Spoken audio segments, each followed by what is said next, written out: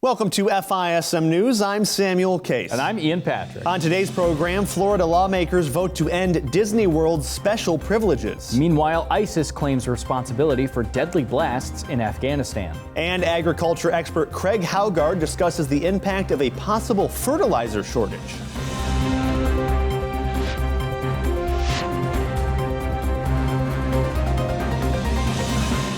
Starting off with politics, where President Biden is considering delaying the May 23rd repeal of Title 42, according to discussions among his inner circle, as reported by Axios. The news comes as the president has come under bipartisan pressure to backpedal his administration's decision to lift the Trump-era health requirement, which has expelled 1.7 million illegal immigrants. The administration previously admitted that lifting the policy will likely result in a massive surge of migrants at the U.S.-Mexico border. Biden's consideration of appeasing moderates within his own party could also anger those in his party's progressive base as well. Earlier this month, a bipartisan group of senators introduced a measure to block the administration from lifting Title 42 without first establishing a comprehensive strategy to deal with the incoming migrant surge. Meanwhile, Axios also reports that DHS Secretary Alejandro Mayorkas has privately told some members of Congress that he is not happy about the way the Biden administration has handled its plans to scrap the measure. Meanwhile, in some economic news, Fed Chair Jerome Powell said that a half-point interest rate increase will be on the table when the Federal Reserve meets in early May to approve the next and what are expected to be a series of rate increases this year. With inflation running roughly 3 times the Fed's 2% target, it's appropriate to be moving a little more quickly, Powell said in a discussion of the global economy at the meetings of the International Monetary Fund. I think markets are processing what we're saying. They're reacting appropriately generally, but I wouldn't want to bless any particular market pricing. The thing I want to say, though, is we really are committed to using our tools to get 2% inflation back. And I think if you look at, for example, if you look at the last tightening cycle, which was a 2-year string of 25 basis point hikes from 2004 to 2006, inflation was a little over 3%. So inflation is much higher now, and our policy rate is still more accommodative than it was then. So it is appropriate, in my view, to be moving a little more quickly. And I also think there's something in the idea of front-end loading whatever accommodation one thinks is appropriate. So that does point, that points in the direction of 50 basis points being on the table.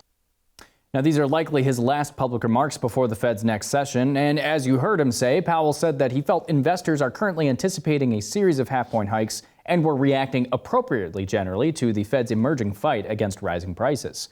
His comments appeared to pin down an expected rate path much steeper than projected at the Fed's March meeting, when policymakers at the median anticipated the target overnight federal funds rate would be increased to 1.9% by year's end. But that rate is now currently expected to increase to a range between 2.75 and 3% by then. That would take the Fed's target rate beyond the neutral level and into territory that would begin to restrict economic activity, marking one of the faster turnarounds of U.S. monetary policy.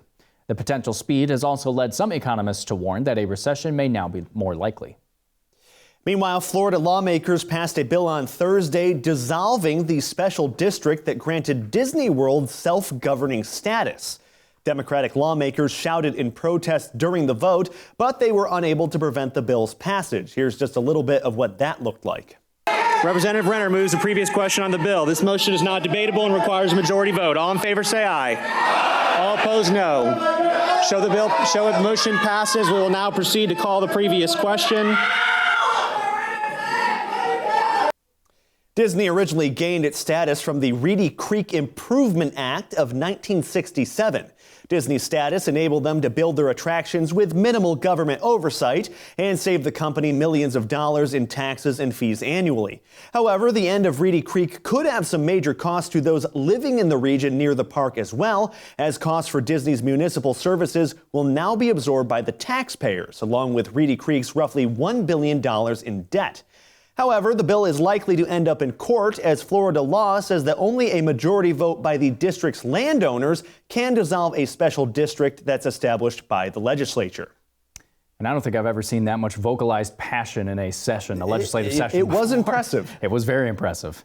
Meanwhile, continuing with some economic news, U.S. home sales dropped to the lowest level in nearly 2 years in March, as house prices raced to a record high and could decline further, with mortgage rates hitting 5%.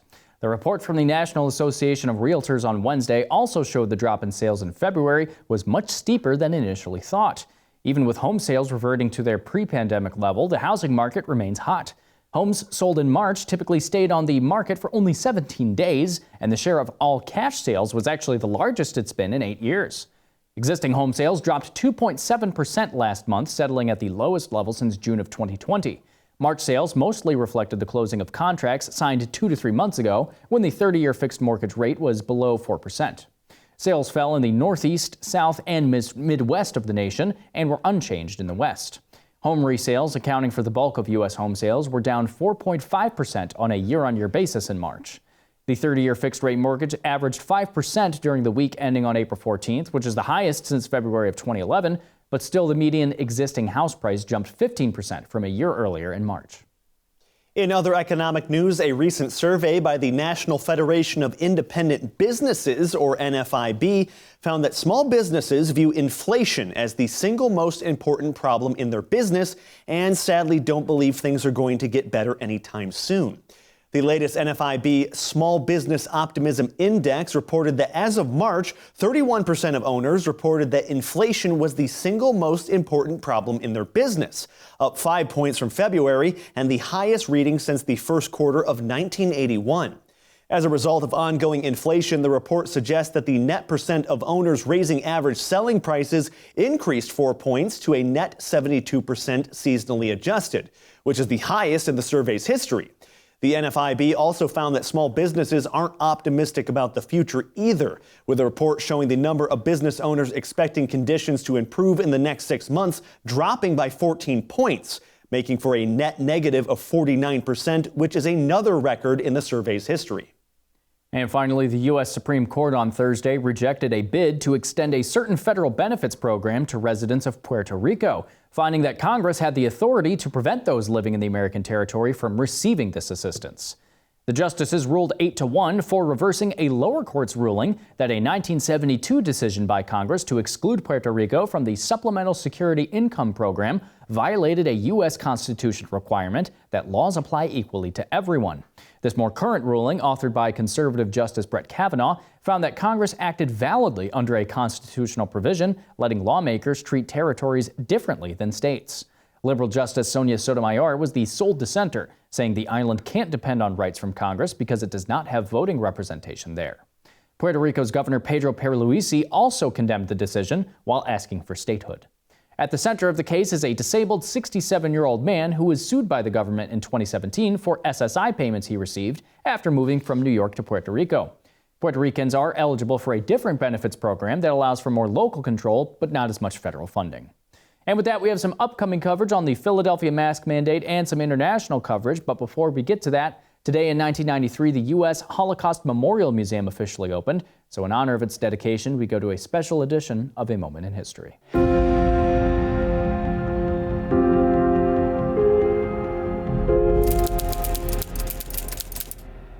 Welcome back to A Moment in History. I'm Seth Udinsky. In this episode, let's travel back to World War II, the defining moment in the scope of the 20th century. While World War II was a great victory for the Allies and full of countless examples of heroism and goodness, it also showcased the very worst of human depravity. In the duration of the war, a genocide of unprecedented proportions was committed against a people group that has been at the center of the human story for thousands of years, and this, of course, is the Jews. Let's soberly return to the horrors of the Jewish Holocaust committed by the leaders of the wicked Nazi regime in Germany under Adolf Hitler. The foundation of the Holocaust, which means destruction by fire, by the way, was laid in the early 1930s when Adolf Hitler, leader of the German Nazi Party, rose to absolute power in Germany as Chancellor of the nation. Now, core to his ideology was the belief in the superior Aryan race, and the belief that the German Reich would lead a new world dominated by that superior race. Conversely, he believed that other races were inferior and needed to be exterminated. His hatred was strongest for the Jewish people. Now, as Hitler sought domination in the world in the late 1930s, which finally led to his invasion of Poland in 1939 and began World War II, he led a vicious campaign of persecution, marginalization, and finally outright extermination of the Jewish people in what would become known as the Final Solution. Jews were rounded up and brought to concentration camps, where many of them were worked to death, including at the infamous Auschwitz in Poland. Now, from the beginning of the mass extermination attempt in the 1930s to the war's end in 1945, over 6 million Jews were murdered at the hands of the Nazis. In an ironically sad continuation of anti-Semitism in the years that followed the war, many have tried to dismiss the Holocaust, claiming that the actual numbers were much smaller, or even worse, that the Holocaust was a giant farce. Nothing could be further from the truth. Well, in the providence of God, the evil men at the head of the Nazi German Reich were stopped by the courageous actions of the Allied forces. Simultaneously, those who miraculously survived the death camps were liberated throughout the last months of the war in 1945. Now, this is a sober reminder for Americans today of the depths of human sin and the necessity for those who are able to defend those who are under attack to do so. There will always be evil men, and there will be, until Christ returns to make all things new, the need to stand and defend those who cannot defend themselves. Thanks so much for joining me once again for a moment in history. When I first thought that I was pregnant, I didn't know what I was going to do with the baby. I was thinking about getting an abortion. I was just an emotional wreck, and eventually I made an appointment with her, and I came in and I had an ultrasound. And when I came in and I heard the heartbeat for the first time, that changed everything. I felt like she was supposed to be here, and it didn't matter what anybody else told me. All that mattered was that I was blessed with the ability to carry life inside of my body. This is a life-saving affair that we're involved with here. How grateful we are to be able to move forward with pace here, with speed. And that's what it's all about, and we're so privileged to be able to do that. Choose life. Save souls. Visit preborn.org today and give moms the opportunity to hear their baby's heartbeats on ultrasound.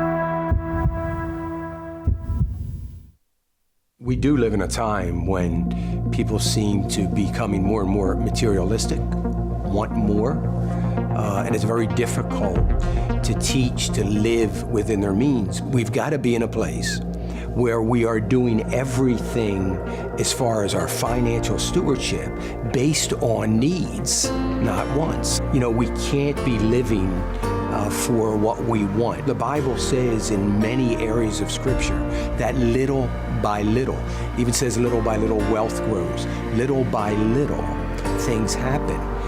We grow closer to the Lord even, little by little.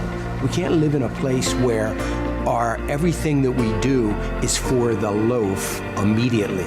This is what I want now. It takes a lot of crumbs to make a loaf. And if you're not satisfied with the crumbs, you're never going to have a loaf.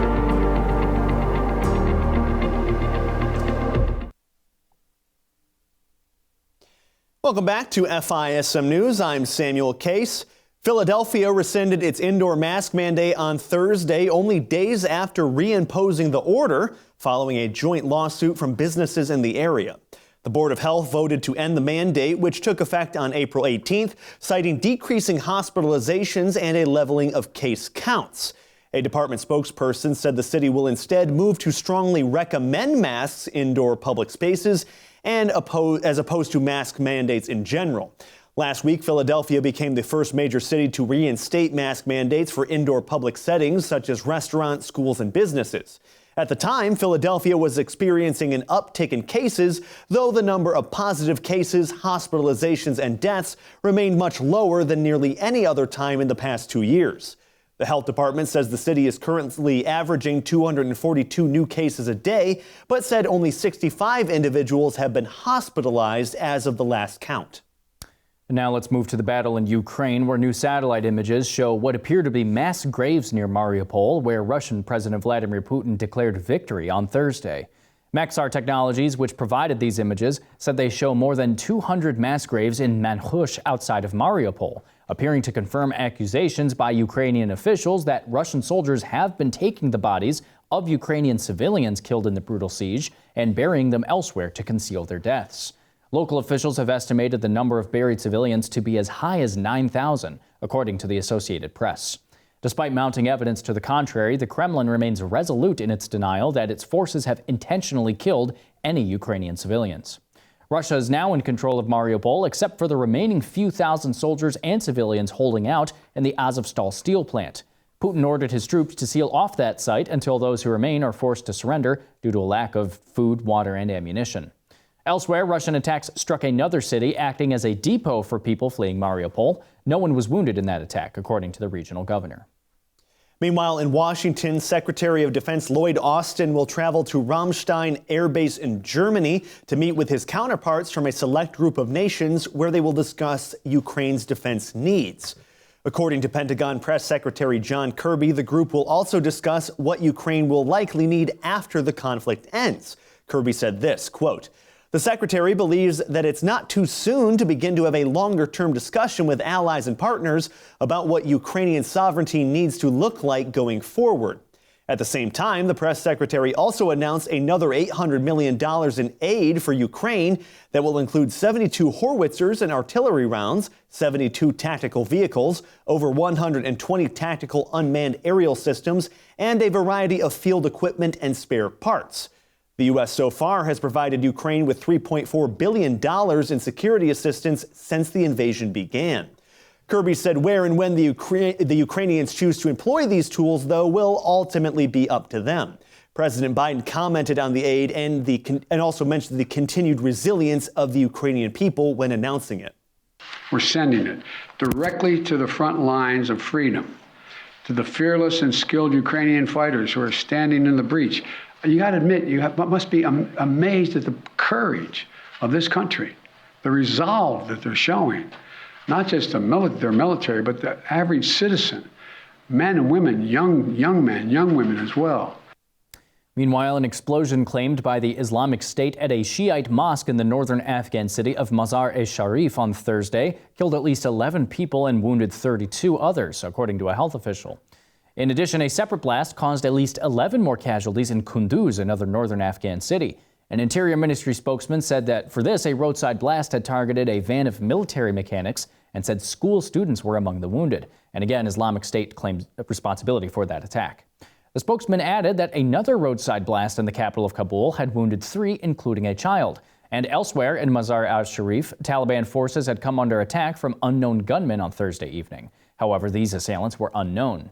The explosions happened during the Islamic holy month of Ramadan and 2 days after blasts tore through a high school in a predominantly Shiite area in western Kabul, killing at least 6. Richard Bennett, the United Nations Special Rapporteur for Afghanistan on Human Rights, condemned the blasts, calling for immediate investigation, accountability, and end to human rights violations. And on Thursday, 2 months after Honduran officials arrested former President Juan Orlando Hernandez at the request of the U.S., the ex-leader was brought to New York for his official indictment on drug and weapon charges. According to the Justice Department, Hernandez is appearing in federal court on Friday and will be charged in connection with aiding the importation of hundreds of thousands of kilograms of cocaine into the U.S. Hernandez allegedly received millions of dollars in return for his use of public office, law enforcement, and the military to support drug trafficking organizations in Honduras, Mexico, and elsewhere. In a letter handwritten by Hernandez himself and translated by The Guardian last month, the former president insisted he is innocent and the victim of the cartel. This is revenge from the cartels. It's an orchestrated plot so that no government will confront them again, Hernandez wrote, adding this, quote, "Part of that conspiracy has been a campaign of hate and misinformation." And finally, Britain is in talks with around 20 U.S. states to secure individual trade deals as soon as next month, according to Trade Policy Minister Penny Mordaunt on Thursday. In the absence of progress towards an overreaching UK-U.S. trade agreement, British negotiators are seeking state-level ones. Mordaunt told Parliament, quote, "We are going to do a state-level agreement with Texas, we hope, by October of this year, and we will start signing these agreements with U.S. states next month. The first 8 that we will have in the pipeline will be equivalent to 20% of the U.S. economy." Since leaving the EU at the start of 2020, Britain has sought to define a new independent trade policy and drive manufacturing growth by promoting exports of premium made-in-Britain products. With a UK-US deal, Britain is hoping to look at other ways to boost commercial ties with the world's largest economy.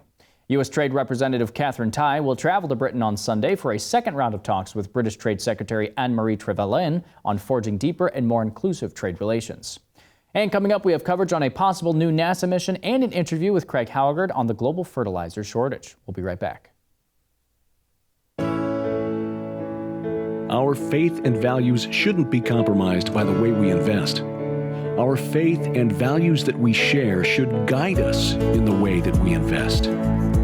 Make sure that you are investing in companies whose policies and practices align with pro-life, pro-family values. Visit thetimothyplan.com or call for more information. Advance the kingdom in the way that you invest. My name is Muskan. My age is 8 years old.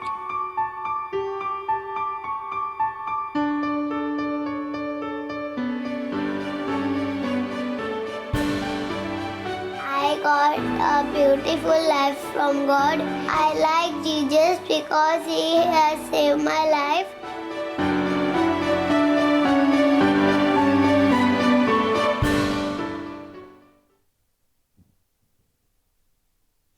Welcome back to FISM News. Once again, I'm Samuel Case.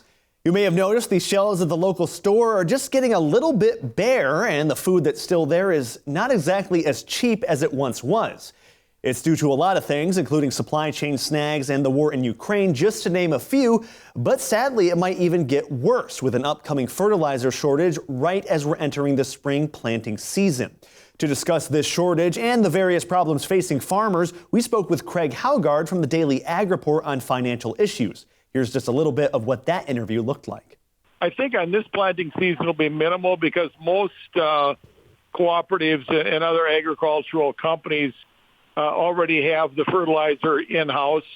For example, at Sunrise, we have virtually all the fertilizer that's going to be applied this spring already in-house. So I think that it's going to be more of a minimal impact this year, aside from the fact that the prices have absolutely skyrocketed from what we were at a year ago, which is certainly have an impact.